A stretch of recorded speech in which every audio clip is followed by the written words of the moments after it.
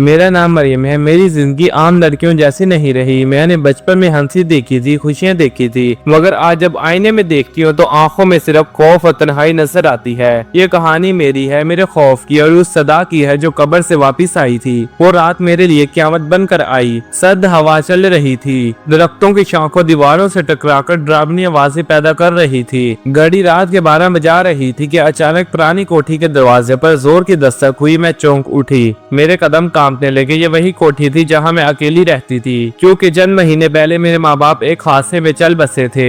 तब से ये वीरान मकान मेरा अकेला सहारा था। मगर आज की दस्तक आम ना थी, दस्तक बार बार होने लगी, जैसे कोई जिद कर रहा हो कि दरवाजा खोलो। मेरे हाथ कांप रहे थे। मैंने दिल पर पत्थर रखकर करीब जाकर कान लगाया और फिर वो लम्हा आया जिसने मेरी रूह तक हिला दी। बाहर से एक धीमी आवाज आई, मरियम दरवाजा खोलो, मैं वापिस आ गया हूँ। ये आवाज मेरे वालिद की थी, वही आवाज जिन्हें मैंने अपनी आंखों से कब्र में उतारा था। मेरा दिल दहल गया, जिस्म सुन पड़ गया। मैंने खुद को यकीन दिलाया कि ये वहम है, मगर आवाज फिर आई, मरियम मैं तुम्हें अकेला नहीं छोड़ सकता, मुझे अंदर आने दो। मैं पसीने में शराबोर हो गई। दरवाजे की दर से बाहर झांकी तो अंधेरा ही अंधेरा था, मगर दूर एक साया सा हल्का सा नजर आया। मेरा सांस रुक गया। मैं पीछे हटी और दिल ही दिल में पड़ने लगी, अल्लाह मुझे बचा ले। मगर वो आवाज खामोश न हुई। यूं लग रहा था जैसे कब्र की मिट्टी से लिपटी रूह मेरे दरवाजे पर खड़ी थी। इस रात के बाद मेरी नींद उड़ गई। हर कोने से खौफ टपकता था। मैंने खुद को लाख समझाया कि यह सब वहम है, मेरे जहन मेरे साथ खेल खेल रहा है, मगर अंदर कहीं न कहीं दिल मानने को तैयार ना था।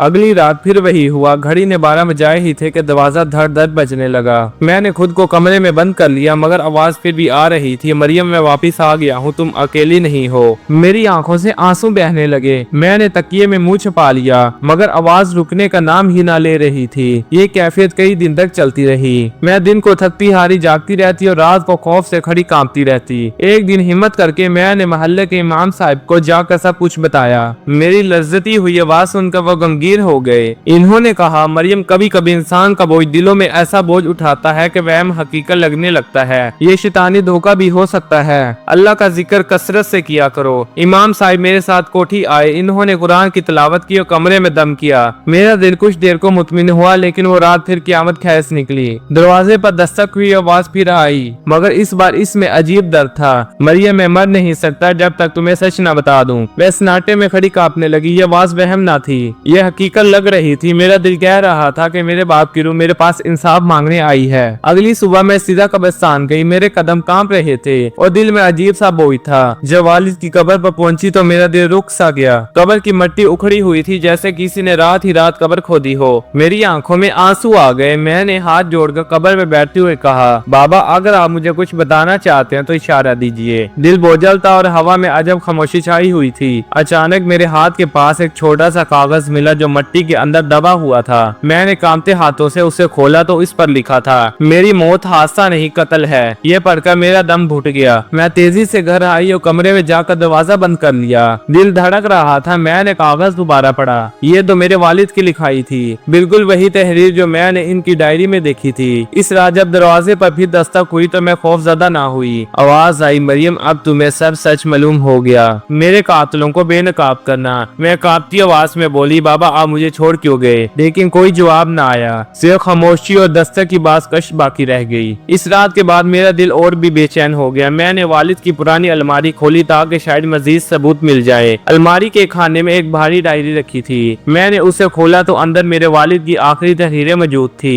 इनमें साफ लिखा था कि इनके अपने करीबी रिश्तेदार कारोबार और जायदाद के लालच में इनके खिलाफ साजिश कर रहे हैं। एक एक सतह मेरे दिल को चीर रही थी। वही रिश्तेदार जो दिन रात हमारे साथ हंसते खेलते थे, वही हमारे दुश्मन निकले। मैं ये पढ़कर रो पड़ी। दिल चाह रहा था सब कुछ तोड़ फोड़ दूं, मगर हिम्मत ना थी। इसी लम्हे खिड़की के शीशे पर दस्तक हुई। मैंने चौंक कर देखा तो बाहर वही धुंधला सा साया खड़ा था। आवाज आई, मरियम वक्त कम है, मेरे कातिलों को रोक लो वरना तुम भी अकेली न रह सकोगी। मैं कांप गई, मेरी आंखों से आंसू बहने लगे। मैंने कहा, बाबा मैं वादा करती हूँ कि आपके कातिलों को सजा दिलवाऊंगी। आवाज एक लम्हे के लिए खामोश हो गई और फिर यूं गायब हुई जैसे कभी थी ही नहीं। कमरा ठंडा पड़ गया और मैं अंधेरे में अकेली रोती रह गई। सुबह की रोशनी मेरे कमरे में दाखिल हुई, मगर मेरी रात खत्म ना हुई थी। मैंने हिम्मत करके वो डायरी और कागज अपने बैग में रखा और सीधा थाने जा पहुंची। दिल धड़क रहा था, कदम लड़खड़ा रहे थे, मगर मैं जानती थी कि अगर अब खामोश रही तो बाबा की रूह कभी सुकून नहीं पाएगी। पुलिस इंस्पेक्टर ने मुझे गौर से देखा और बोला, बीबी ये सब कहानियां हमें अक्सर सुनने को मिलती हैं। मुर्दे वापस नहीं आते, मेरी आंखों से आंसू बह निकले। मैंने कांपते हाथों से डायरी आगे बढ़ाई। ये देखिए, ये मेरे वालिद की आखिरी तहरीर है। इनकी अपनी लिखाई में इन्होंने खुद लिखा है कि इन्हें कत्ल किया गया। इंस्पेक्टर ने डायरी खोली और जैसे जैसे वो सतरे पढ़ता गया, इनके चेहरे का रंग बदलता गया। वो गहरी आवाज में बोले, अगर ये सच है तो ये बहुत बड़ा केस है। तहकीकात शुरू हुई। दिन रात सवाल व जवाब होते रहे।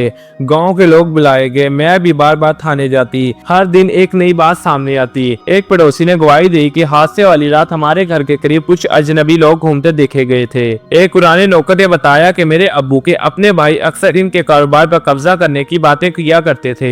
दिल चाह रहा था कि जमीन फट जाए और मैं इसमें समा जाऊं। मैं अपने वालिद के भाई की आंखों में देखती और मुझे वही शख्स याद आता जो बचपन में मुझे मिठाइयां ला कर देता था, जो ईद पर मेरा माथा चूमता था। मगर अब हकीकत मेरा दिल चीर रही थी कि वही शख्स मेरे वालिद का कातिल है। ये जानकर मेरी रातें और भी तोफील हो गई। जब अंधेरों में वो सदा आती तो अब वो सिर्फ खौफ नहीं बल्कि एक सवाल बनकर मेरे दिल में गूंजती, मरियम क्या तू मुझे इंसाफ दिलाओगी? मैं रोती सिसकती और दिल ही दिल में जवाब देती, हाँ बाबा, मैं वादा करती हूँ कि आपके कातिलों को सजा जरूर दिलवाऊंगी। हफ्तों बाद आखिरकार पुलिस ने सबूत जमा कर लिए। वो दिन भी आ गए जब मेरे वालिद के भाइयों को हथकड़ियों में झंझेड़ कर सबके सामने अदालत में पेश किया गया। गाँव के लोग दंग रह गए। कोई मानने को तैयार न था कि ये शख्स जिसे सब शरीफ समझते थे दरअसल इतना बड़ा दागदार और कातिल निकला। मैं अदालत के कमरे में खड़ी थी। आंखों में आंसू थे मगर दिल में सुकून भी। जज के फैसले की गूंज अब भी मेरे कानों में सुनाई देती है। मुलजिम को कत्ल के जुर्म में सख्त सजा दी जाती है। इस रात जब मैं वापस कोठी में आई तो दिल में एक बोझ कम हो गया था।